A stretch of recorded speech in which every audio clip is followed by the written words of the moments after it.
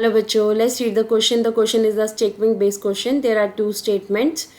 So statement 1 says under Manrega 2005 those who are able to and are in need to work in rural areas are guaranteed 100 days of employment in a year.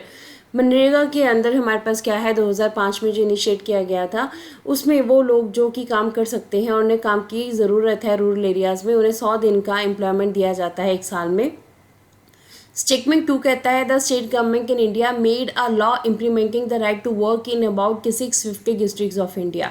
State government जो है उन्होंने एक law बनाया जिसकी वजह से right to work जो है उन्होंने कंपलसरी किया, इम्प्लीमेंट किया 650 डिस्ट्रिक्ट्स इंडिया की. हमारे पास 4 ऑप्शंस दिए गए हैं. Option 1 says both statement 1 and 2 are correct. 2 says both statement 1 and 2 are incorrect. Third says statement 1 is correct, statement 2 is incorrect. 4 says statement 1 is incorrect and statement 2 is correct. तो हमारे पास 4 option हैं, इनमें से right answer में find out करना है.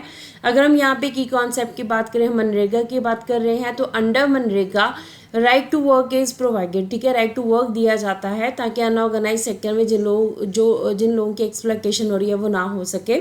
It means Mahatma Gandhi national rural employment guarantee act 2005.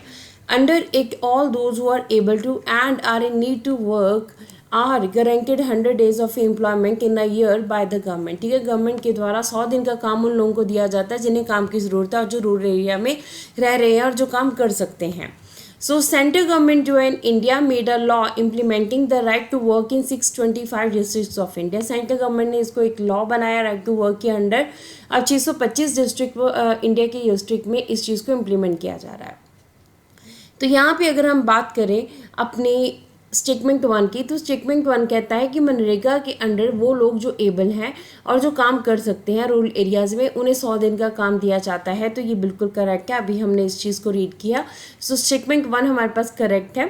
Statement 2 की अगर हम बात करें, स्टेटमेंट 2 कहती है state government in India made a law implementing the right to work in about 650 districts of India. ये हमारे पास रॉन्ग हो जाता है क्योंकि ये स्टेट गवर्नमेंट नहीं, ये सेंट्रल गवर्नमेंट है हमारे पास जिसने कि ये लॉ बनाया. ठीक है, राइट टू वर्क का. और ये 625 डिस्ट्रिक्ट्स थी. अभी हमने यहाँ पे रीड किया 625 डिस्ट्रिक्ट्स एंड सेंट्रल गवर्नमेंट ने इसको एक लॉ बनाया था. 650 डिस्ट्रिक्ट्स नहीं थी. तो ये हमारे पास स्टेटमेंट 2 इनकरेक्ट हो जाता है.